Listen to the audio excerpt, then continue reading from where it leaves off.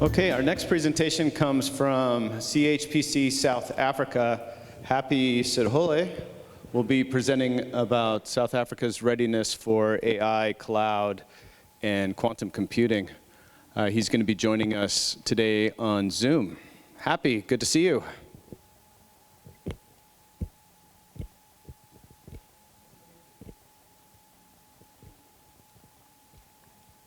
Okay. Are you able to hear me now? Yes. And you're able to see my slides? Yes. Thank you very much. And first of all, I'd like to thank the organizers of this meeting, especially the HPC AI Advisory Council and also the CSC for inviting me.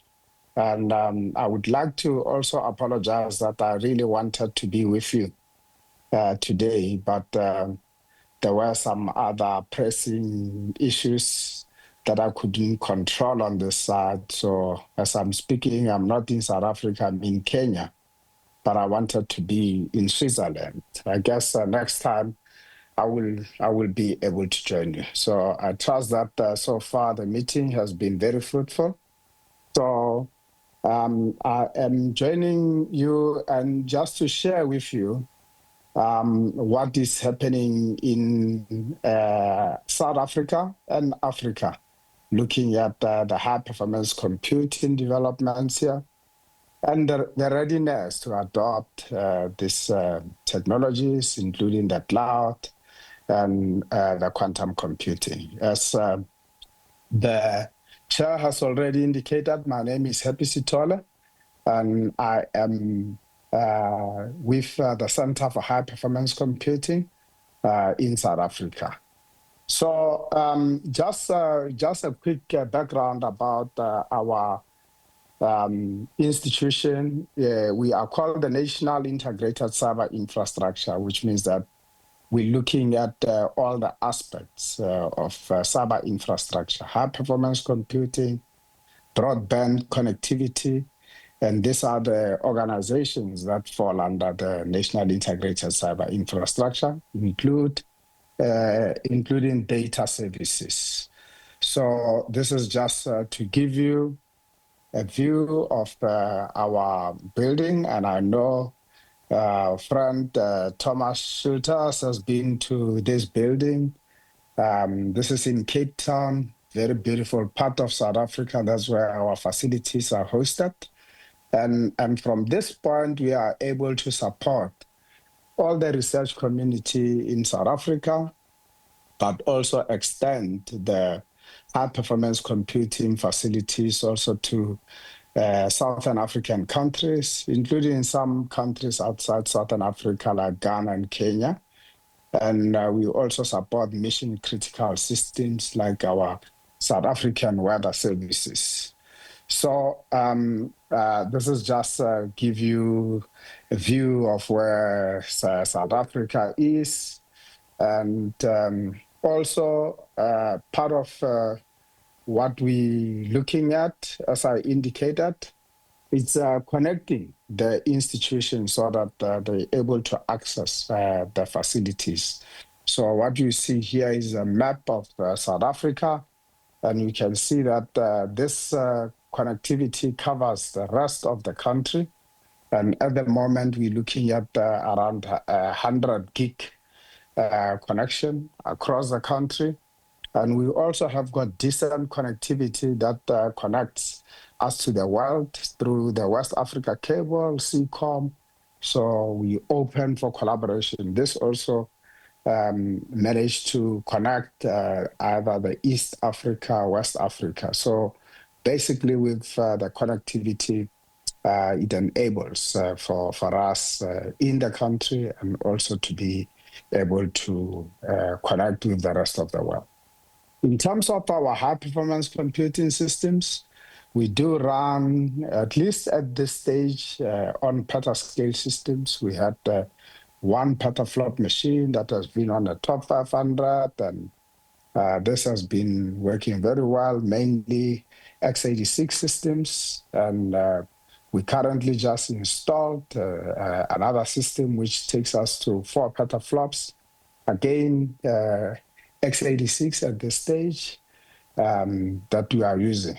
But we also have got the GPU systems that we have been running for quite some time, and these are mainly for your machine learning and AI applications. Still a very small system that we are at the moment planning to upgrade into the newer technologies. And I can just indicate with the uptake of AI, there has been some vibrant increase of AI factories across the continent. For an example, a couple of weeks ago here in Kenya, in Canada, a small system AI factory was launched. We've got those in Ethiopia.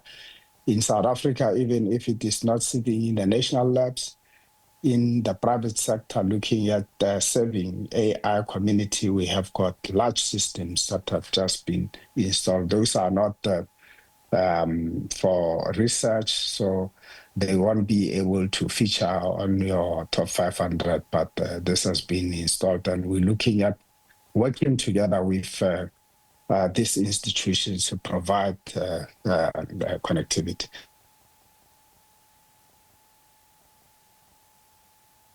Also are cautious of the quantum computing. And even though at this stage it's not covering all suite of applications, but we are working on ensuring that we can prepare some applications. We've got, of course, like some applications in the quantum chemistry that we have already started to see people being able to port and able to do some computations on quantum. And you can see here the colleagues who are driving the quantum computing initiatives, and here visiting the UK, working together with the UK colleagues and looking at collaboration in this. So we are open to work together with other organizations in this respect. I can just indicate that the utilization of our systems, as you can see here, basically all the time systems are heavily utilized, close to 100% utilization all the time. And we have got also a large crewing where we have got also people still looking for some more resources. So as you can see here, these are the queue jobs. So basically there is a large demand of high performance computing in South Africa and also in the continent. I can just show you the broad range, mainly academic users. We do have got public sector also to some extent, parts of government, we work together with them. But then we have got a special category here of African partners. As I indicated, we work together with the rest of Africa, but we have a percentage also for private sector that are using our systems. And specifically looking at African countries, you can see that there's a widespread of African countries, mainly, driven by material science. We've got lots of users from Kenya, Ghana, you can see, and the other parts, but mainly Ghana and Kenya. These are the users mainly from material science. So, and people are able to access these systems without having to travel. So basically that connectivity works very well for us. We all know that high performance computing is a strategic asset, and we're looking at extending this also, working with our industry. And you can see a suite of industries that use high performance computing, and they come from a wide spread of industries, catalytic converters, mining industries. We can see bioinformatics, engineering. So there's basically that widespread of industries that we work with to provide access. What do people use in terms of applications? I think the workload you'll see it's, let's say, in material science, things like energy storage systems, material science, drug design. These are some of interesting areas. Catalysis. We have got engineering. And on engineering, it will be also a widespread. I mean, computational fluid dynamics, structural analysis, electrodynamics also. Astronomy, you might know that we are hosting the largest radio telescope in the world, which is the Square Kilometer Array. So we have got users also from that point. Mining industry is quite very important. So you will see also applications from these areas. Now, the other thing that we're looking at, and I think this is also quite important, that besides the high performance computing and quantum, we're also looking at the cloud. And from the cloud perspective is to ensure that we can be able to provide sovereign cloud in the country and the continent. So this is based on OpenStack and be able to provide some of the services that we cannot put on public cloud. And for an example here, our cloud, we started running it just 3 days before we experienced the national lockdown in March 2020, just before the start of the lockdown for the COVID-19 pandemic. And this OpenStack cloud became really very useful for the country because it managed to start driving the process of data analysis in the country.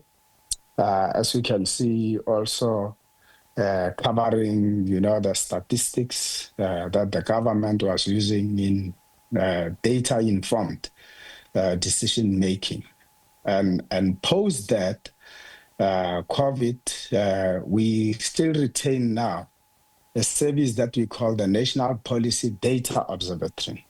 And this one here is now because government managed to see the importance of high performance computing cloud in decision making. They're using this platform to assist government departments in putting dashboards that assist them with data-driven decision making, which is very, very, very important. And it is covering a lot of government department services.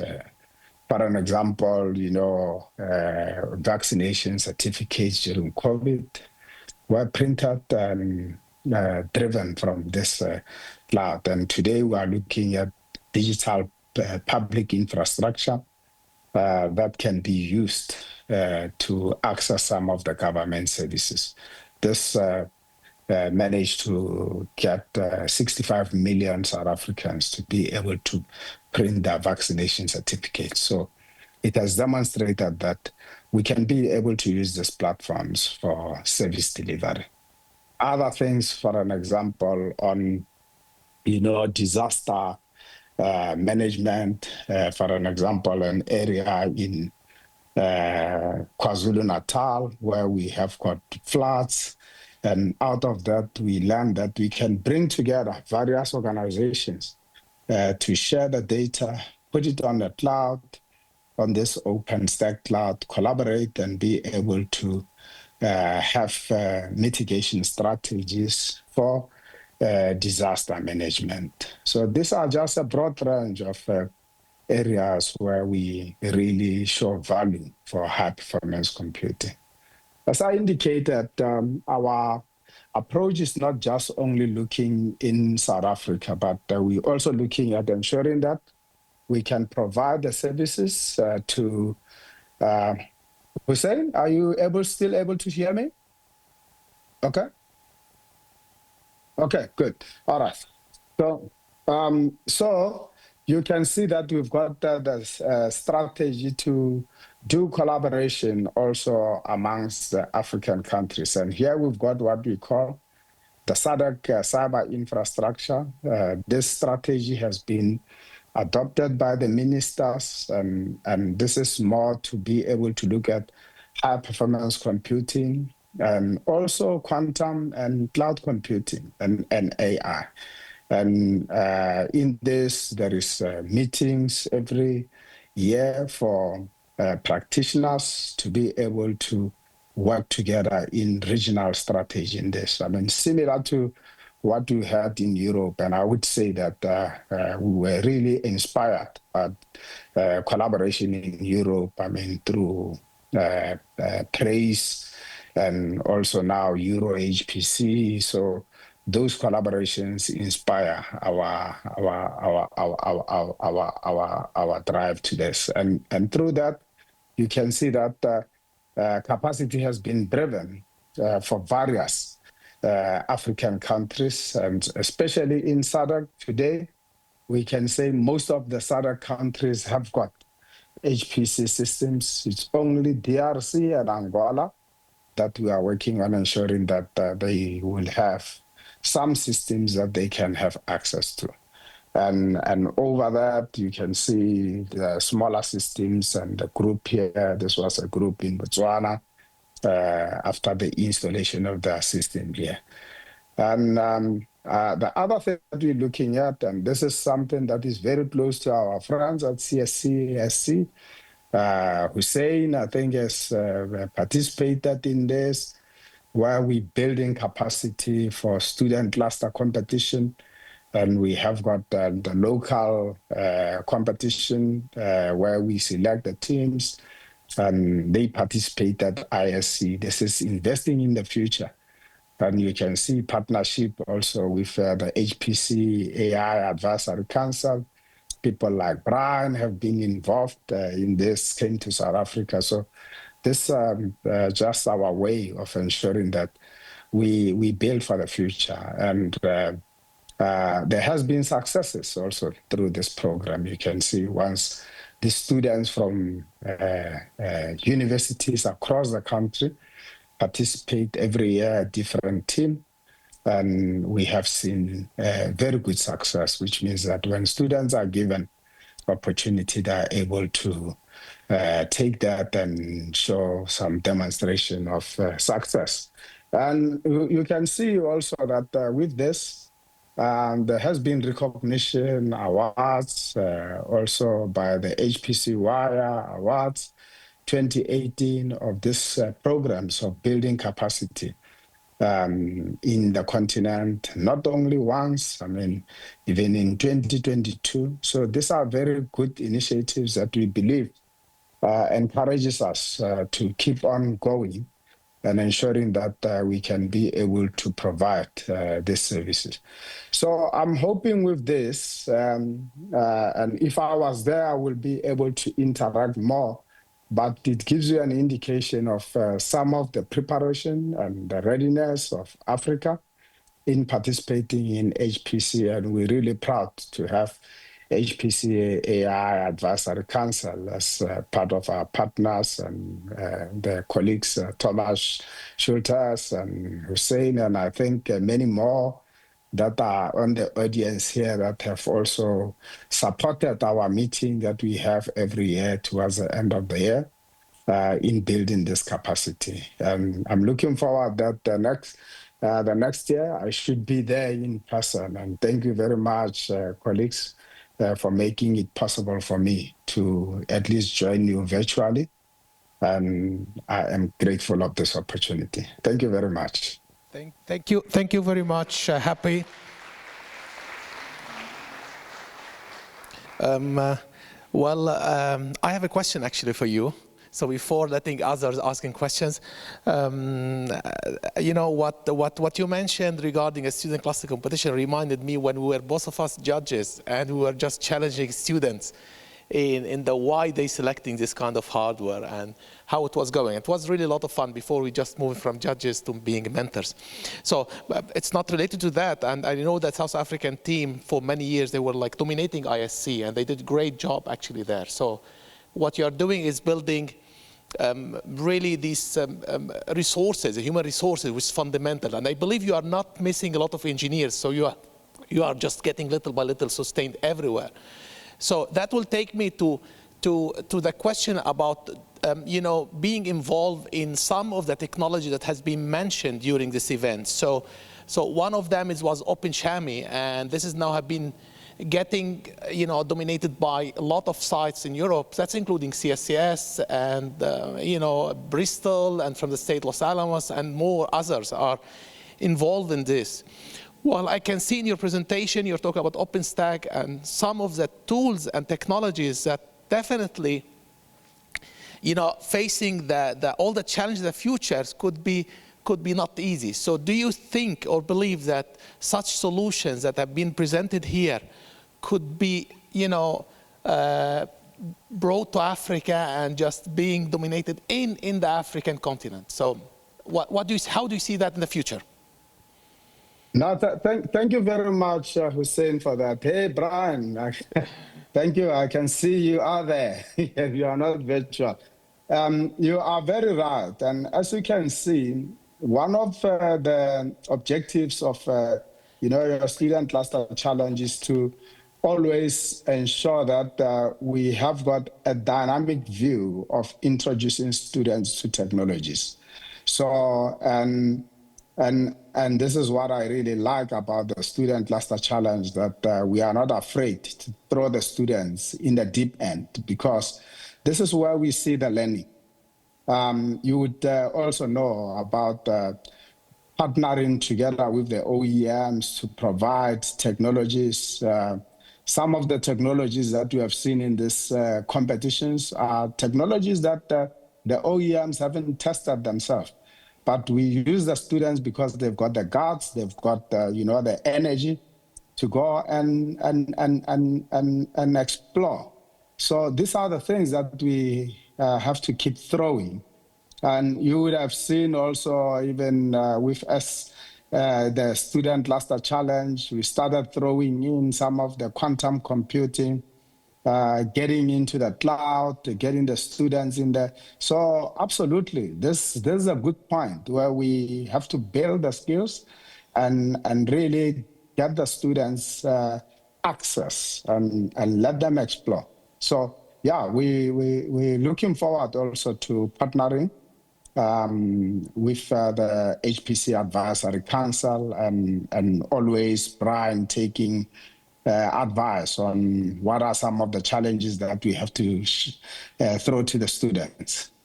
Thank you, Happy. Thank you. Any question? So with this, please join me to thank Happy for this talk, and hopefully to see you next year. Thank you, Hussein, and all the best with the rest of the program. Thank you. Bye-bye.